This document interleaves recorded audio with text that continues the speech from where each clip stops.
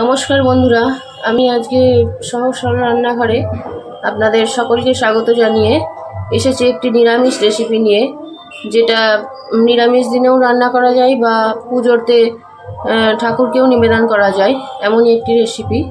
সেটি হলো ছানার ডালনা। তাহলে চলুন দেখে নিই ছানার ডালনাটা আমরা কীভাবে বানাই।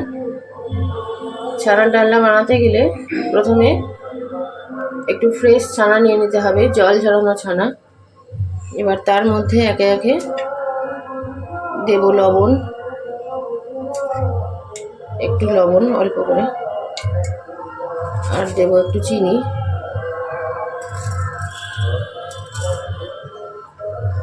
আর বাঁধানোর জন্য দেব অল্প করে ময়দা।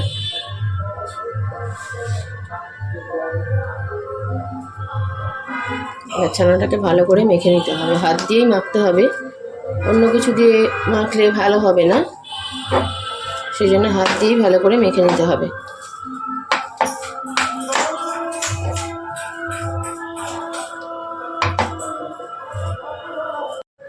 ছানাগুলো আমি এইভাবে মেখে গোল গোল করে নিয়েছি।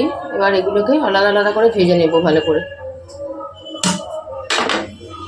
তার জন্য কড়াতে তেল চাপিয়ে দিয়েছি, তেলটা আমার গরমও হয়ে গেছে। এবার এক এক করে এগুলোকে ভেজে তুলে নেব।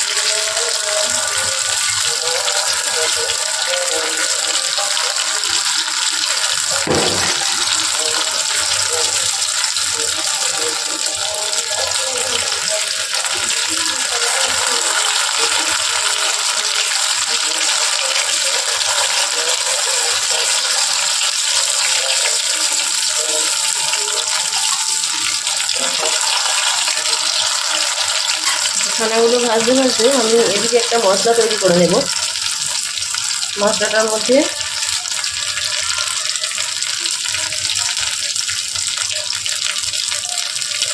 আমি দেব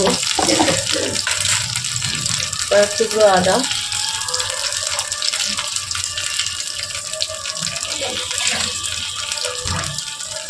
কয়েকটা কাঁচা লঙ্কা,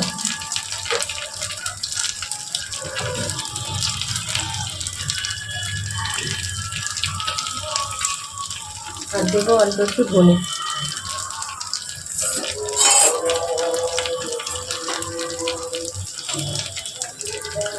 এবার মশলাটাকে ভালো করে পেস্ট করে নেব। আর এদিকে ছানাগুলো আমি এক এক করে ভেজে নিচ্ছি।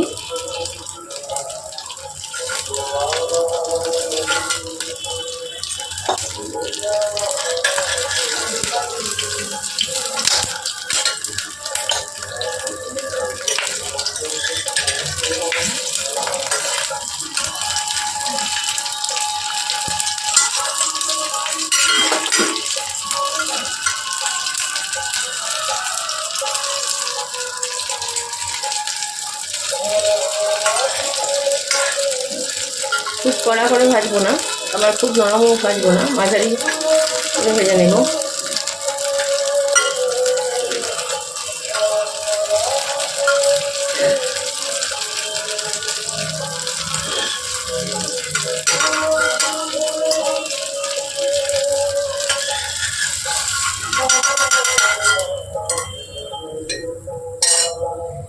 আবার পরবর্তী ছানাগুলো এক এক করে আমি ছেড়ে দেবো।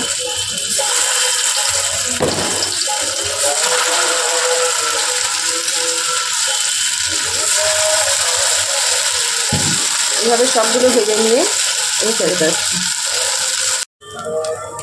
হয়ে গেল আমাদের ছানার কোপ্তাগুলো ভাজা।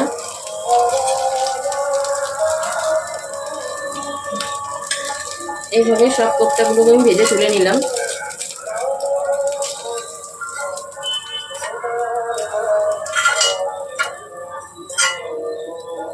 এই যে এইভাবে কোপ্তাগুলোকে সব ভেজে নিয়েছি।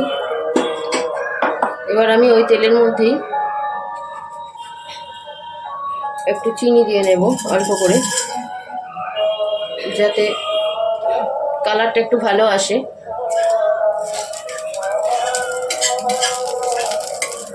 চিনিটা গলে গিয়ে লালচে রং আসা অবধি অপেক্ষা করতে হবে। আর তার মধ্যে আমি একটা শুকনো লঙ্কা দিয়ে দিলাম ফোড়নে।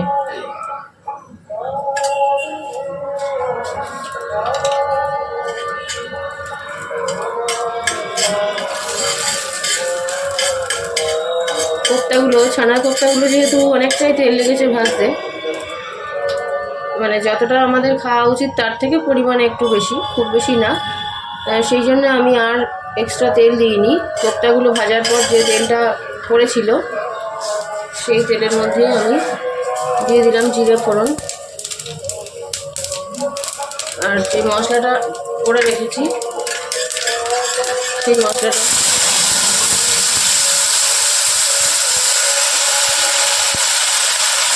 আর দেবো এই টমেটোটা।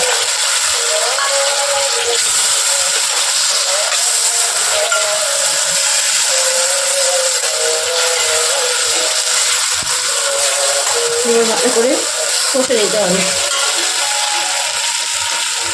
আর দেবো এর মধ্যে একটু হলুদ,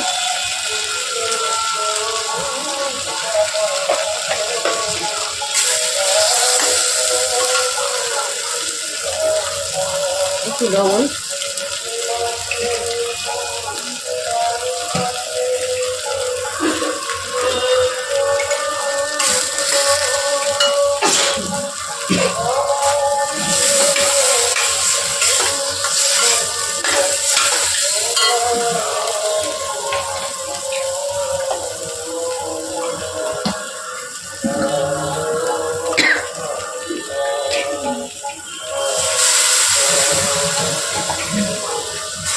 মশলার বাটি ধোয়া জলটা দিলাম।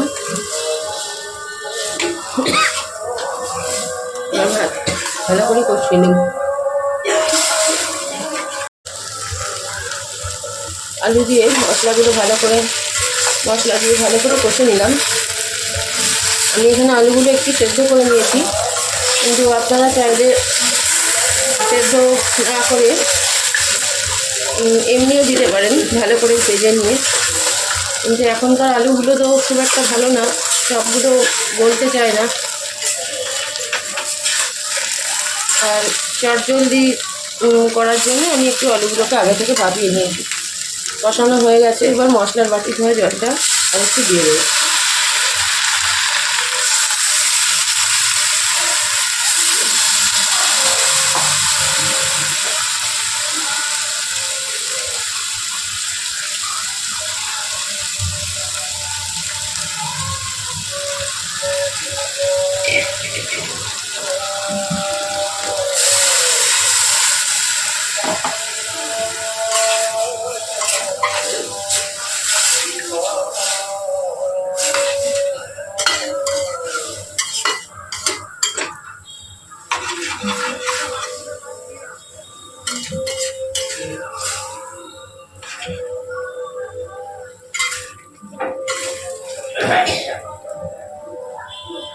এবার এটা একটু খানিকক্ষণের জন্য ঢেকে রাখবো।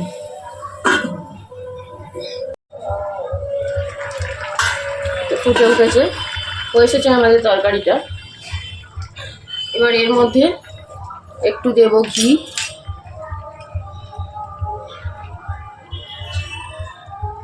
অল্প পরিমাণে একটু ঘি,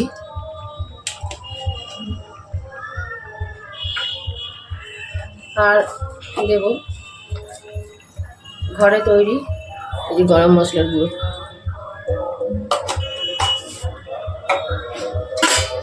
এবার এই ছানাগুলোকে আমি জাস্ট ওপরে সাজিয়ে দিয়ে গ্যাসটাকে বন্ধ করে ভাপে রেখে দেব, কারণ এটা দিয়ে যদি আমি ফোটাই তাহলে পরে এগুলো ভেঙে যেতে পারে।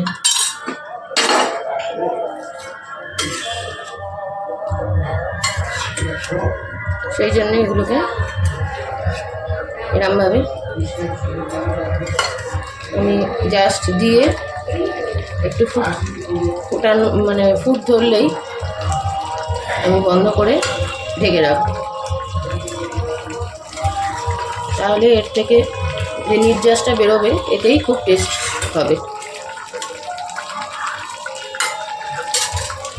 গ্যাসটা অফ করে দিলাম।